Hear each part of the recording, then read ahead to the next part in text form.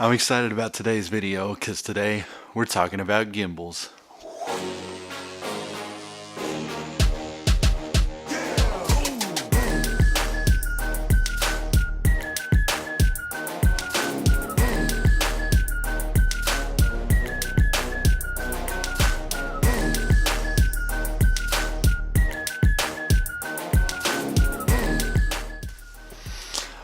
What's up, everybody? So today, like I said, we are talking about gimbals, and that is the latest bit of creative tech that I've added to my kit, and it's actually right there behind me. If you follow me on social media, you see that I got it a few weeks ago, and I've been working with it, practicing with it, trying to get used to it. It's my second gimbal, and I mean, all gimbals are pretty much the same. They're just cut a little differently, or work a little differently, but they're all pretty much the same. And I gotta say, it has added a new, well, it has reinvigorated me as far as my filmmaking and my videography goes. So I guess today we're going to kind of touch on what a gimbal is, what it can do, what you can do with it, and if you really need a gimbal at all.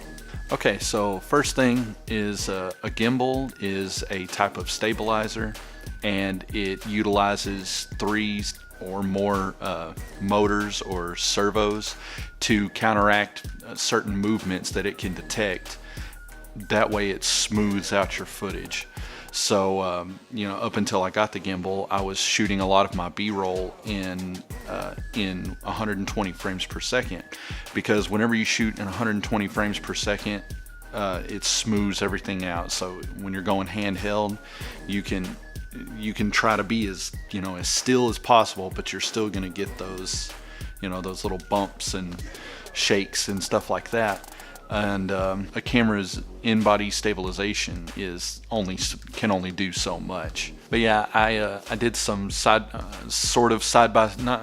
me, this is not scientific in the least bit, but I did do some side-by-side comparisons of I would get the shot with the gimbal, and then I would repeat the same shot and try to do it handheld, and I did it as smooth as I could, as the best I could, but it just a handheld shot, especially on lower shots and follow shots like that, it is really hard to get that nice and smooth in 24 frames a second.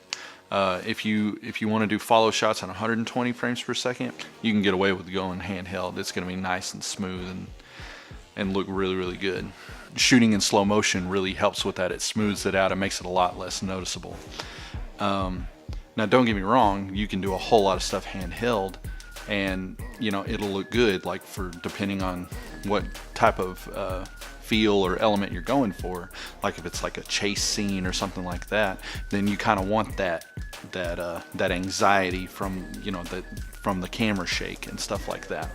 So that's in that instance, camera shake is a good thing. So with that being said, ever since I got my gimbal, I was able to start shooting in I was able to start shooting a lot of my footage in 24 frames per second, which gives you that real-time feel and the ability to capture audio along with it. That way you can actually add some movement to your A-roll. It allows me to execute a lot more shots smoother, like moving in for a close-up on a subject, or moving out, or parallaxing to where you're actually panning as you're sliding, and just straight up sliding shots.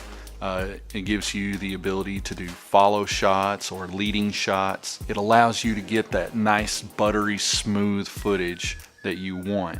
It can also help you get really great panoramic shots, and it can help you get nice it can help you add movement to your time lapses. My particular gimbal comes with an app that you can connect to it, and you can set presets in it to where it'll move very slowly over time and give you some nice smooth movement in your time lapses. Or you can have it set up to where it'll go to an exact spot at an exact time, and it'll give you some very good panoramic shots that they're easy to stitch together. Okay, so I will admit that that's a lot of pros that I was, going on about, but there are definitely some cons to using a gimbal. One of the, I guess the number one problems with using a gimbal is it takes a long time. I say it takes a long time. I'm sure, the more I do it, the faster it'll get, but it takes quite a while to get it balanced, because you want to make sure that it's perfectly balanced. I mean, if you're in a hurry, you can get away with it being a little off balance, but you want it to be as close to perfect as possible, because that's less work that the motors are going to have to do, and that's going to extend the life of the gimbal. Another con is it's battery powered, so you actually have to use so you actually have to pay attention to that. You have to make sure that that your battery is fully charged, because it would suck if you were using this for like a music video or a wedding, or pretty much it would just suck, period, if the battery went out and you had to sit there and wait for it to charge. And now personally, I don't know how long it takes to charge. I always just keep it charged. And the other day whenever we were out in Deep Ellum, we were out there for I think 3 or 4 hours, and I came back with like 50% of the battery. So I don't think that's too much to worry about with this particular gimbal. I can't speak for other gimbals. Another con is it does have what they call micro jitters, and it's just one of those things where I mean, I don't really know what's happening. I just know that the motors kind of freak out and they stutter for a few seconds, and that can show up in your footage. But usually with me, I'm able to cut around it, so it's not that big of a deal. And I noticed it mostly whenever I was doing certain like panning shots. So whenever I was like doing like follows or anything like that with Eli, I didn't have any problem with micro jitters. Another con that I noticed when we were in Deep Ellum the other day was the fact that if you're using a zoom lens like I do, I use the Tamron 28 to 75. If you want to change focal lengths, you have to rebalance it again, because like I said, you want to keep them as close to perfect as possible, because if not, you're going to wear out your motors. So now the question is, do you need a gimbal? Well, probably the number one competitor to gimbals in the industry is a Steadicam, Glide Cam. It's a straight up manual stabilizer. I'm sure you've seen them. It's got a long tube with a mounting plate on top, and at the bottom it's got a base for weights and stuff like that, and then it's got a gimbal attached to the tube. And don't get me wrong, Steadicams are amazing.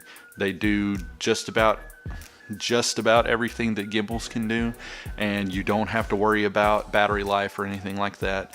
You don't have to worry about micro jitters, and they're way faster to set up. Not only are they faster to set up, but once you get it set and you release the plate off of it, you take your camera, you go do what you got to do, you slap it back on, and 99% of the time it's good to go again. And Steadicams or Glide Cams, they're actually very comparable in price to gimbals. A few years ago, a gimbal would cost you an arm and a leg, but nowadays the technology has gotten as far as it has, and the price has come down significantly. So it makes it super easy for just about anyone to be able to afford a gimbal. When it all comes down to it, when you want to actually stop and think about, do you need a gimbal? It all depends on what you're doing. If you're shooting documentaries, odds are you're not going to need a gimbal. It'd be nice to have one, but it's not a necessity. Now, if you're shooting weddings or music videos, if you're shooting sports or action videos or anything like that, having a gimbal in your kit is going to help. It's going to help you vary your shots and make everything more dynamic. That way you're not getting the same stale shots every time. I actually used my gimbal the other night to shoot a promo video for a recording studio. So keep an eye out for that. That should be coming out pretty soon once we get everything finalized. And I think they're going to be really happy with the results of that video. Okay guys, so that was just a quick little rundown about gimbals with a few examples. So hopefully you were able to learn a little bit about them and what they can do to help you be creative. So thanks for watching. Be sure to like, subscribe, ring that bell, and we will see you guys in the next one.